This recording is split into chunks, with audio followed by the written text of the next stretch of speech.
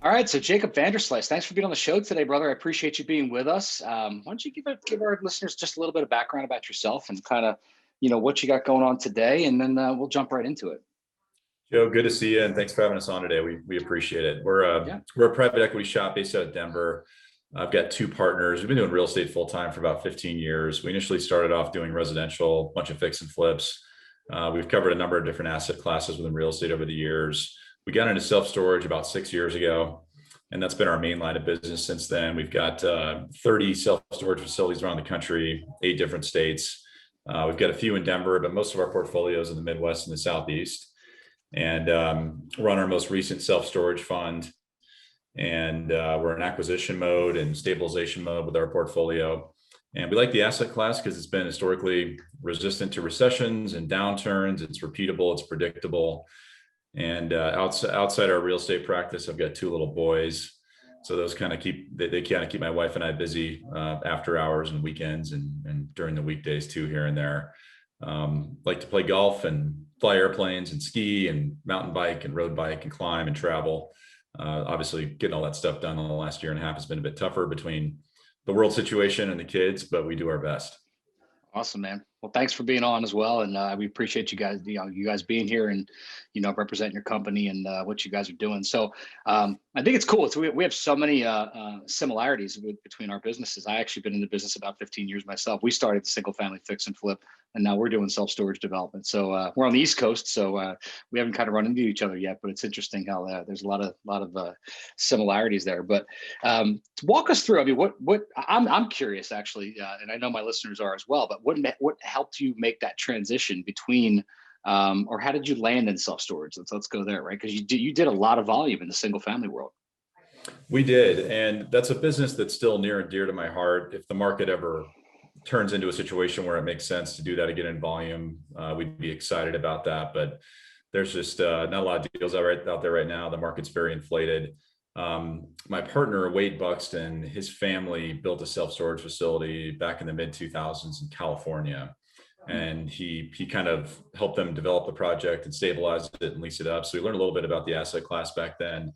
And we'd been exploring it for a couple of years leading up to 2015. And no one wants to do a deal with you when it's your first deal, right? It doesn't matter whether you've done 1,000 houses or townhome development, whatever the case might be. If it's your first venture into a new asset class, people want to kind of wait and see. So we tied up a land parcel in downtown Denver, and we road showed it around town, and all of our responses from different investors were, looks like a good deal. And then it kind of stopped there. And the last group we took it to was the first group that said yes. And they wanted to do it kind of programmatically with us. So we developed a few projects with them in Denver, kind of a co-GP situation. We still own all the facilities we built with them. And then we kind of moved on from there, raising our own direct to investor capital. We did a few syndications, launched our first storage fund about 2.5 years ago. And then we launched our second self-storage fund in January of this year.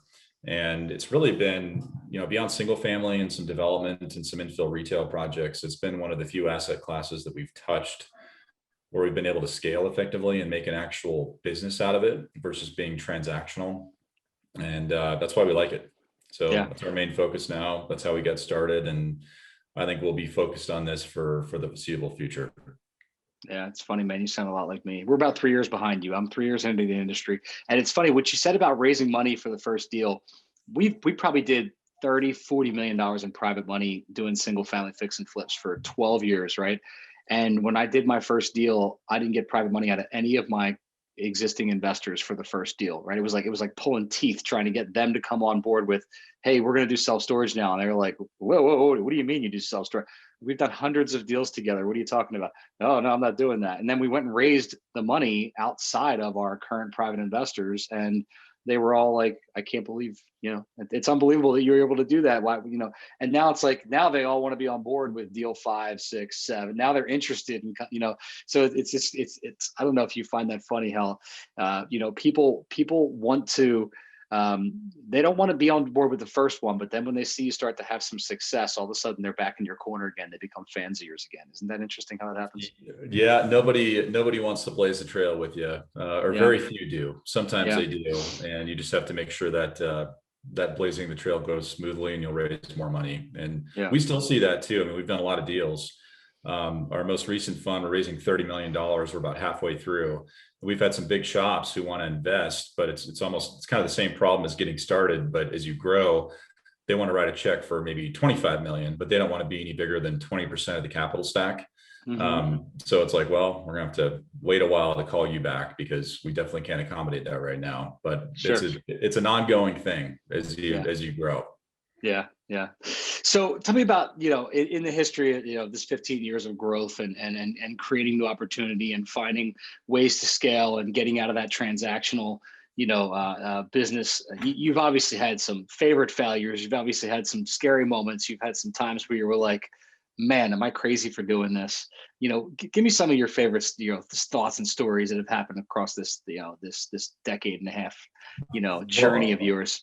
I'll give you a generalization first, and I'll give you a couple little bad deal stories. And the generalization is really taking many years to realize that wealth creation in real estate should not be approached from a transactional standpoint. It should be approached from an income and repeatable, distributable cash flow standpoint. And it took us a lot of time to learn that. Whether it's a retail deal or a single family development deal, whatever it might be, you have to keep buying and selling to make money. And over the years, we realized that this is sustainable, but it's a little bit riskier. It's very tax disadvantageous. You pay a lot of ordinary income tax when you're constantly trading. You get yourselves in situations where you're 1031ing over and over again. We have a deal in Denver, for example. It's probably worth $8 million. It's a third generation 1031. And if we sold that property today and did not exchange, our tax bill would be greater than our cash proceeds, not our profit, but the deal would not spit out enough cash to pay the tax bill if we did 1031. So transacting is good. It creates capital and it builds your bankroll to go out and do bigger deals. But we like the idea of building and operating a cash flowing asset base. So that's one thing we've learned. And we really kind of didn't arrive to that conclusion until maybe 3 years ago. And we're still working on getting there. Specific deals that didn't go well over the years that I just remember like they were yesterday. Couple fix and flips on the single family side. No specific examples. I'll get to one specific, but just deals that had major construction execution problems, doing major scopes of work, additions or adding a second story, bad contractors, time ebbs away, your carry costs are high, change orders, people stealing money. But one kind of nuclear deal that I'll never forget, we built a single family home out of shipping containers. And that's kind of a hot thing right now. And by the way, this single family home has a YouTube video and it's probably had like 200,000 views. It's useless because, it was a disaster project, but none of our other marketing videos have that many views. But this deal that we want to forget about has all these YouTube views. And the dream of the concept was we could go out and buy these containers, repurpose them in a factory in Nebraska, ship them on a flatbed truck to Denver, put the structure up in like weeks and then kind of stitch it back together and sell it. And our cost basis would be a lot lower than doing stick built. And our speed would be a lot faster than doing stick built. Well, we found out over time that as you cut up these containers, the welding and the structural reinforcement you have to redo is very expensive, very time consuming. There's multiple jurisdictions like the city and the state who have their hands in the permitting process. They don't really talk to each other very well. Normally it's just the city if you're doing a stick built property. And we eventually sold it and got it done and we learned a lot. And I guess we didn't learn that much. All we learned was don't build houses. Don't do that again. Yeah. That's really all we learned. It seems like every year we get less stupid and we learn more of not what to do versus what to do. And that was a big takeaway from that. There's probably a better way to go execute those types of projects, but the execution was not good on our part. But you know what? That was cool. The reason I ask you these things, Jacob, though, is it's so important for our listeners who have this like analysis paralysis about doing deals. The realization that the successful people that come onto this podcast that have found a way to scale, that have found a way to automate cash flow, that have finally got a taste of the promised land, right? You didn't get there by just waking up one day and saying, oh, it's self-storage. I'm going to build these scalable assets. I'm going to start making cash flow, right? You had to do stuff along the way to course correct. You had to execute. Oh, this isn't right for me.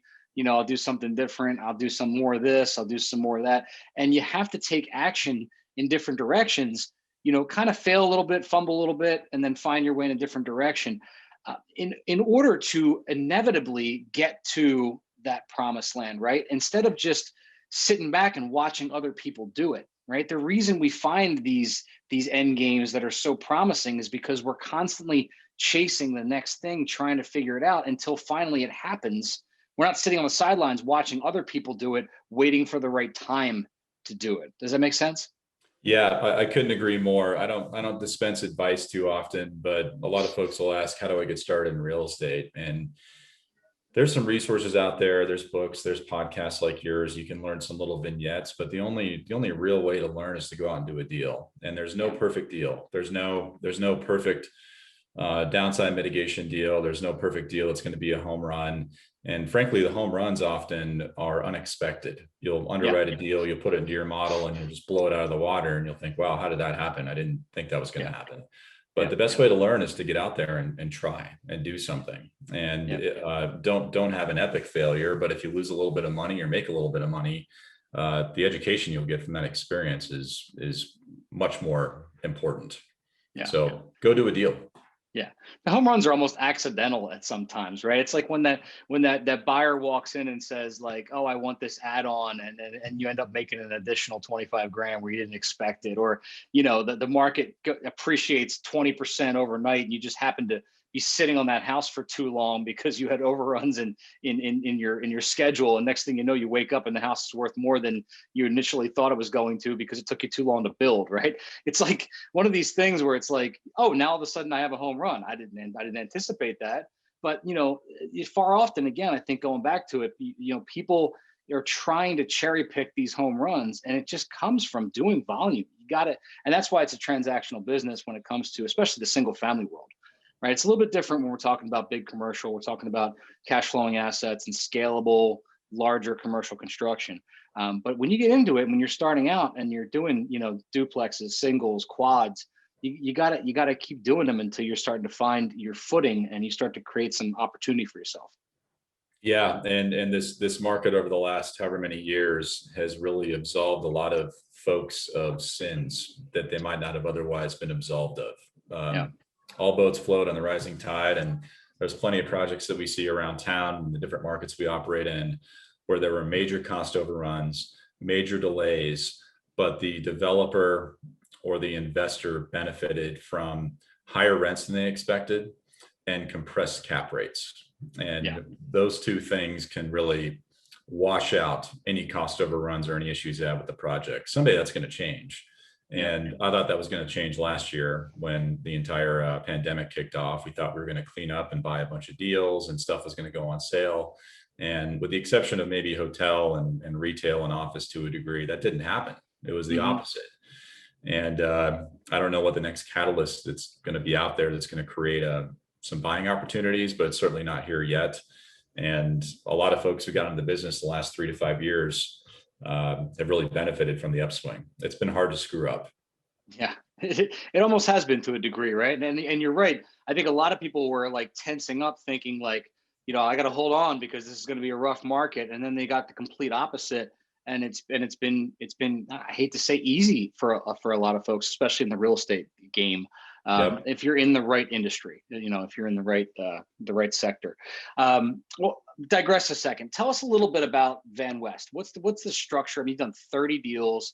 Do you guys consider yourselves a pure developer? Are you operating these deals? Are you managing your own deals? Like, what happens when you guys take a deal down? You're developing yourself? Do you hire GCs? Like, what's the process look like? Well, we'll focus mainly on self-storage. So we've done 3 types of storage projects over the years. 1 is ground up development. 2 is repositioning from a non-storage use into self-storage, like multi-story office or industrial or big box retail, converting into self-storage. And the 3rd is pretty easy, just buying existing storage deals. So we've done all the above. the last 3 years, we're mainly focused on buying existing self-storage facilities that are inefficiently managed, above market expense loads, below market rent, sometimes in on a website. We rebrand them, we manage them, we grow NOI, and we create cash flow. On the management side, as you know, property management, whatever the asset class is it's a painful business. It's very customer oriented. People think that self-storage is kind of fire and forget. It's not. It's very much an operational business. It's almost like hospitality to a degree. People are moving in, moving out constantly. Rates are changing, sometimes by the day or by the month. We used to outsource our management to the national REITs years ago, and we were dazzled with their algorithms and their marketing and their branding. And we realized over time, they're good companies, but we realized over time that our interests were to a degree kind of misaligned with theirs. There's a lot of revenue streams in self-storage that add to the top line that some of them don't let you share in. One good example is tenant insurance. It's kind of like car rental insurance. You probably decline it because you have an auto policy or a credit card that covers it, but a lot of people don't. The margin on that's enormous. Same thing in self-storage. So realized over time that just the revenue side, they didn't really align with what our expectations were. The expense loads were not well thought out. We had a property, for example, 2 properties in Denver, one with a big parking lot, one with a very small parking lot. And the management company gave us a snow removal budget for a given year that was the exact same for both properties. So that was an example of kind of nobody looking at the details. So we formed our own management platform about 3 years ago. It's called Clear Home Self Storage, and we self-manage our entire portfolio with the exception of 4 stores in Denver that are kind of legacy deals that we have a local operator run with another partnership. But as painful as a management platform is, that's really kind of controlling our destiny, growing NOI, growing cash flow, controlling expenses. And outsourcing that is something that we realized over time just didn't make sense, frankly, because we care more than somebody else does who doesn't own our deal. So we self-manage everything. We've got about, including my 2 partners, we've got about 30 employees. That's increasing as we buy more facilities in the coming months. We've got on-site managers, regional managers, area managers. We've got a controller in the office, HR folks, accounting, operations, capital raising. So decent size employment base, and the support from that employment base really comes from our cash flow. We don't have to necessarily go out and buy and sell deals to keep the lights on. So that's a little bit about us and the management platform. That's amazing. That's amazing, man. And you guys did all that in 6 years. Yeah, build the airplane as we fly it, and we're still building the airplane. I love that. And then, so what's the vision, in the next 5 years? Where do you guys see yourselves? And do you stay in self-storage? Do you start to diversify? Well, we'll stay in self-storage as long as the industry makes sense. And at least as long as we're finding acquisition opportunities. We think the acquisitions that we've made are going to continue to make sense for years to come. For the rest of this year, we're working on closing out our most recent self-storage fund. We've deployed about half of our capital allocation. We've got a few deals under contract to close, scheduled to close in August and September. And the goal is by the end of this year to deploy around 100 million in total costs, which will equate to about 65 million in debt and 35 in equity.